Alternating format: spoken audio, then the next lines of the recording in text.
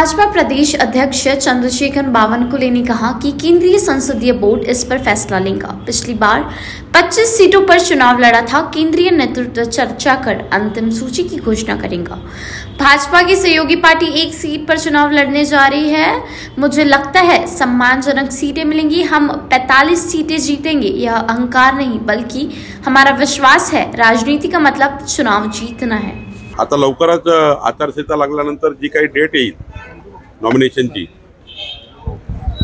तोपर्यंत निवडणुकीचा प्रचार प्रसार, उमेदवाराचा प्रचार प्रसार अशी आमची जी समिती आहे याची बैठक आहे आणि आम्ही या बैठकीतनं बूथपर्यंत प्रत्येक बूथवर 51% कसे महायुतीला मतं मिळतील, आमच्या उमेदवाराला कसे मतं मिळतील याकरता बूथवरची कार्ययोजना आम्ही तयार केली आहे आणि या कार्ययोजनेची आज बैठक आहे।